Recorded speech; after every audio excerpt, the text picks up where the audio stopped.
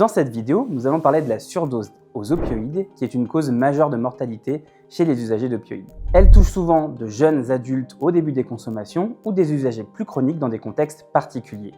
La rupture d'usage, une hospitalisation par exemple, la polyconsommation ou l'utilisation de produits beaucoup plus puissants qu'habituellement. Elle se reconnaît devant la triade classique qui va associer dépression respiratoire, donc une respiration lente ou inefficace, une désaturation et une bradypnée voire une apnée, un myosis serré et des troubles de la conscience, notamment somnolence ou le coma. Peuvent s'ajouter à cela une cyanose, une bradycardie, une hypotension, des râles ou des signes de choc. Le risque augmente en cas de mélange de substances, notamment avec l'alcool et les benzodiazépines, mais aussi d'utilisation d'opioïdes très puissants comme les fentanyloïdes ou les nitazènes. Il augmente aussi surtout après une période d'abstinence lorsque la tolérance a disparu. Hors de l'hôpital, la prise en charge immédiate repose sur l'appel des secours et sur l'usage de dispositifs à base de naloxone.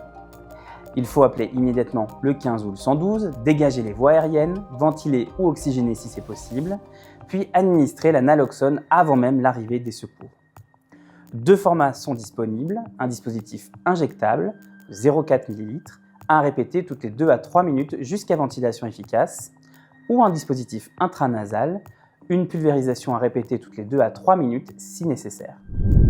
Les prises sont à renouveler jusqu'à l'arrivée des secours si les symptômes réapparaissent. En milieu hospitalier, le principe général est d'assurer en priorité le soutien ventilatoire, d'administrer de la naloxone titrée pour restaurer la respiration, puis de maintenir une surveillance prolongée tout en préparant une orientation addictologique afin de prévenir les récidives. L'hospitalisation et la surveillance sont impératives, y compris en cas d'amélioration initiale. Le pronostic dépend de la correction rapide de la détresse respiratoire et une récurrence de la dépression respiratoire est possible car la durée d'action de l'opioïde est souvent plus longue que celle de la naloxone. Chaque surdose doit devenir une opportunité de soin.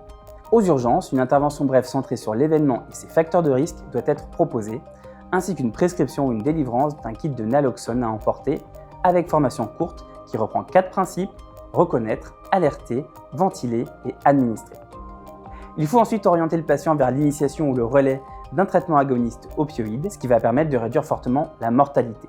On va également rappeler systématiquement les conseils de réduction des risques, éviter l'usage seul, utiliser des doses tests, ne pas faire de mélange, être prudent après une abstinence et utiliser du matériel stérile. Ainsi, repérer rapidement, traiter une surdose aux opioïdes et prévenir sa récidive permet de transformer l'urgence en véritable porte d'entrée vers le soin.